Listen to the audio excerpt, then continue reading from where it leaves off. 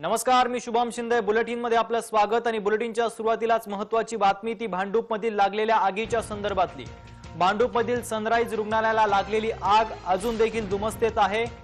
Covid सेंटरमध्ये ही आग लागलेली आहे। या आगीमध्ये आतापर्यंत 10 जणांचा होरपळून मृत्यू झालाय, तर 6 जण गंभीर जखमी झालेले आहेत। मृतांची संख्या वाढण्याची भीती देखील व्यक्त करण्यात येते।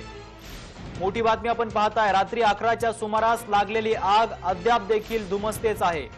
अग्निशमन दलाच्या गाड्या जवानांच्या मदतीने ही आग विझवण्याचे शर्थीचे प्रयत्न अद्याप देखील सुरू आहे। महापौर किशोरी पेडणेकर यांनी देखील या घटनास्थळाची भेट देऊन पाहणी केली आहे। मुख्यमंत्री उद्धव ठाकरे देखील घटनास्थळी दाखल झालेले आहेत।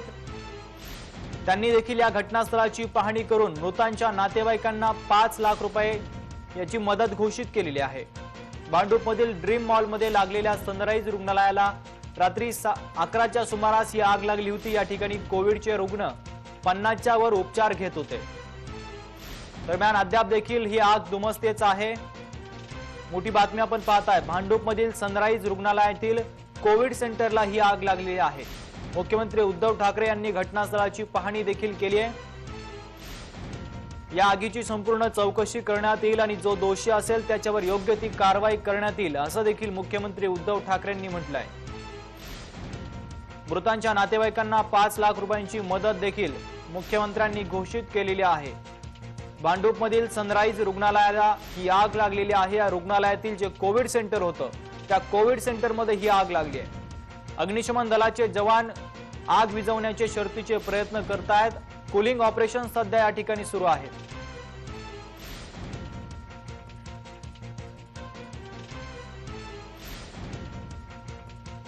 भांडूपमधील सनराइज रुग्णालयाला ही आग लागलेली आहे। मुख्यमंत्री उद्धव ठाकरे यांनी घटनास्थळी भेट देत पाहणी देखील केलेली आहे। या आगीची संपूर्ण चौकशी करण्यात येईल आणि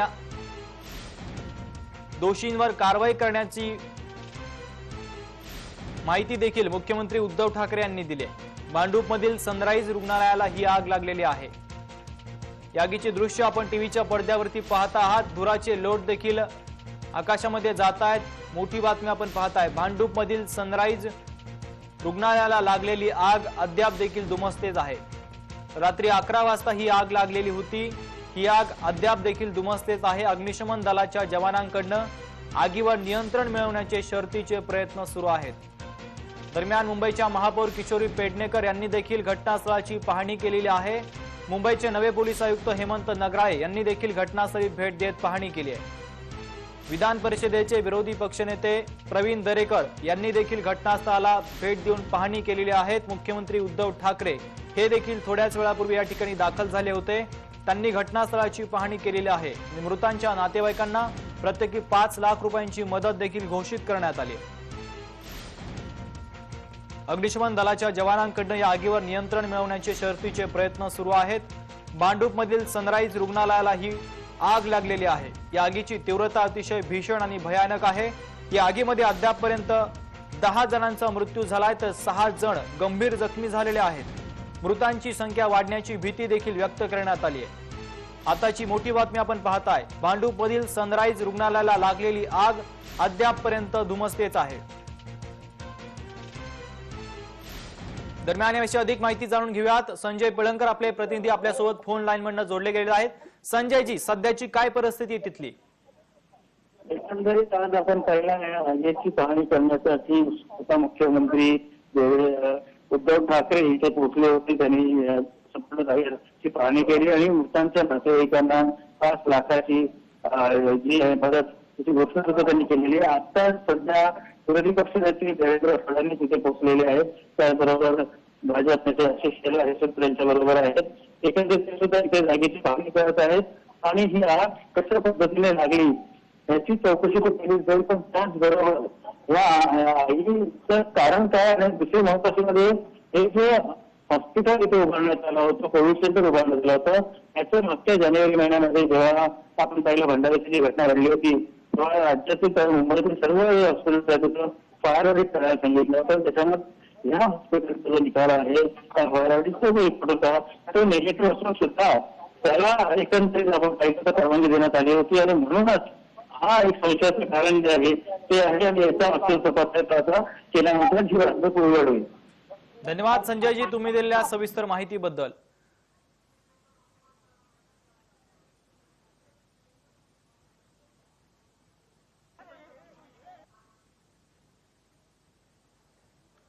दरम्यान या आगीच्या ठिकाणी मुख्यमंत्री उद्धव ठाकरे यांनी भेट दिलेली आहेत. काय म्हणाले या ठिकाणी मुख्यमंत्री उद्धव ठाकरे आपण पाहूया.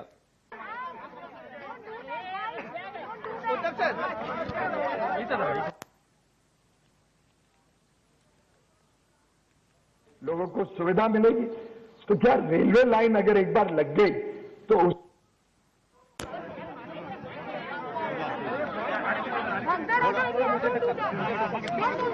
थोड़ा अंतर ठेवा, थोड़ा अंतर ठेवा जरा भाई, थोड़ा अंतर ठेवा ना, ओके थोड़ा लांबून, थोड़ा दूर ठेवा, थोड़ा दूर ठेवा. White please. उद्धव सर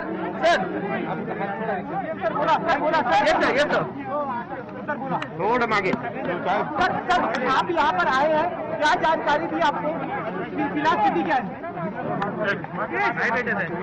वाईट करा ना, आवाज नाही येत. आपल्याला सर्वांना कल्पना आहे, काल रात्री आपण कोविडसाठी म्हणून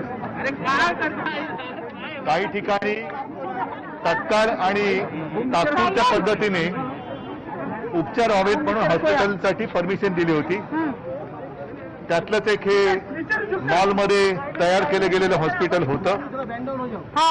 गेल्या वर्षीची परिस्थिती आपल्याला आजही आठवत असेल. आपली आरोग्य सुविधा आणि वाढती साथ यांचं प्रमाण खूप व्यस्त होतं आणि म्हणून आपण राज्यभर जिथे जिथे शक्य असेल तिथे तिथे आवश्यकतेनुसार काही कोविड केअर सेंटर्स आणि हॉस्पिटलसाठी परवानगी दिली होती. त्याच पद्धतीने इकडे हॉस्पिटल हे सुरू होतं.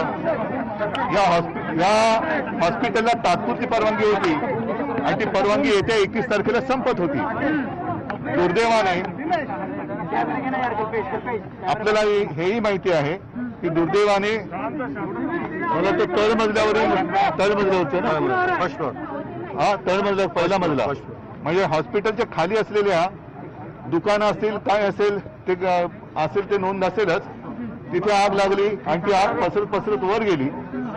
तिथे जे रुग्ण करोनाचे रुग्ण ऍडमिट होते त्यांच्यापैकी सर्वांना बाहेर काढण्याचा प्रयत्न केला गेला. मात्र त्यात मला आता जी माहिती कळली त्याच्यामध्ये व्हेंटिलेटरवरती जे रुग्ण होते त्यांना हलवण्यासाठी नाही म्हटलं तरी थोडा अवधी लागला.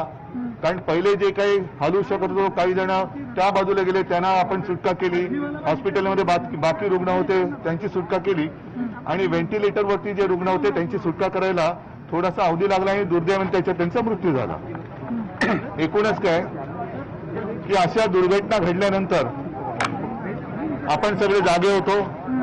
मग चौकशी लागते, तशीच याही बाबतीत चौकशी केली जाईल. जर याच्यामध्ये कोणाचा काही दोष असेल, गुन्हा असेल तर साहजिकच आहे कायद्याने त्यांच्यावरती कारवाई केली जाईल. अशा दुर्घटना होऊ नयेत. कारण काही 1-2 वर्षापूर्वी आपल्याला हे आठवत असेल की कमला मिलमध्ये सुद्धा दुर्घटना घडली आणि निरपराध लोकांचे जीव त्याच्यात गेले.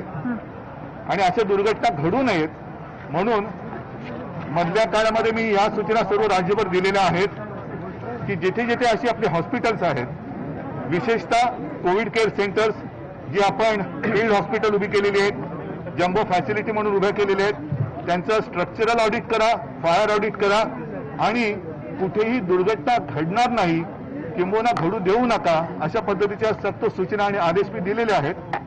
तरी देखील दुर्दैवाने ही दुर्घटना ह्या मॉलमध्ये घडली.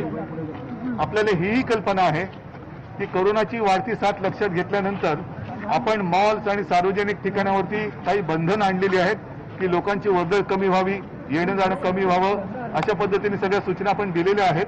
मात्र ही जी काही दुर्घटना घडलेली आहे त्याच्याबद्दल ज्यांचं कौटुंबिक नुकसान म्हणजे त्यांच्या कुटुंबातील ज्यांचा मृत्यू झालेला आहे त्यांची मी दिलगिरी मागतो, दिलगिरी व्यक्त करतो आणि एक नक्की सांगतो की जर ह्याच्यामध्ये काही दुर्लक्ष असेल, दिरंगाई झाली असेल तर त्याची व्यवस्थित चौकशी होऊन जे कोणी त्याच्यात जबाबदार असतील त्यांच्यावरती कारवाई केली जाईल।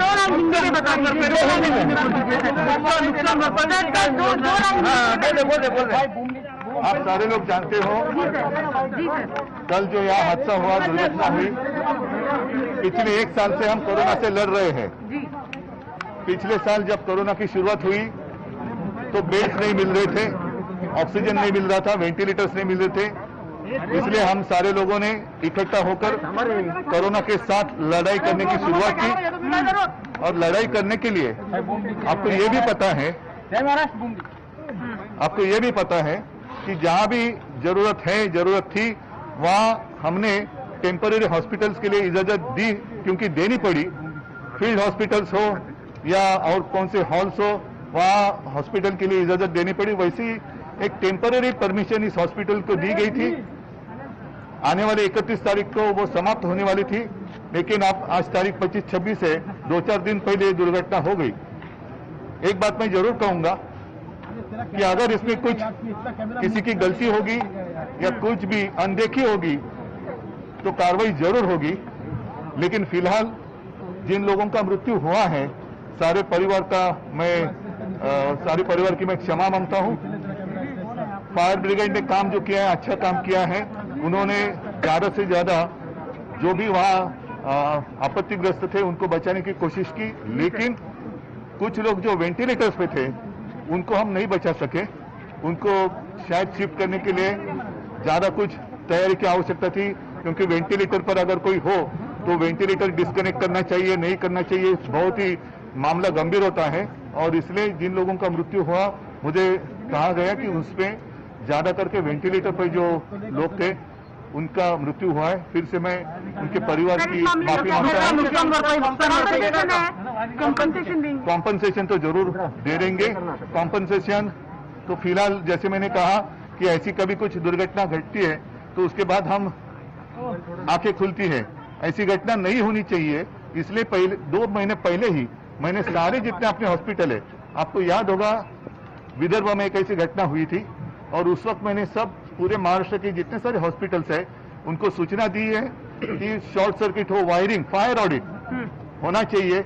लेकिन ये जो आग लगी वो हॉस्पिटल में नहीं लगी, हॉस्पिटल के नीचे शायद कुछ ऑफिस होगा या दुकान होगा, वहां पर लगी और वहां से फैल गई है।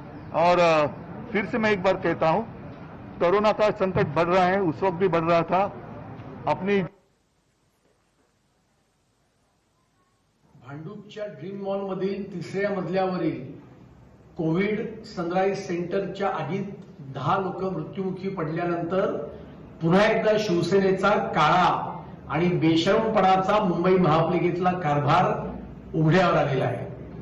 या हॉस्पिटलमध्ये पीएमसी बँकेच्या भ्रष्टाचारामुळे आत असलेल्या वाधवांच्या नातेवाईकांची मालकी आहे आणि त्याच्यामुळेच बेकायदेशीर उभ्या केलेल्या मॉलमध्ये 3ऱ्या मजल्यावर या हॉस्पिटलला महापालिकेने परवानगी दिली आणि तक्रार केल्यानंतर शिवसेनेची सत्ता असलेल्या महापालिकेच्या अधिकाऱ्यांनी याच्याकडे दुर्लक्ष सुद्धा केलं।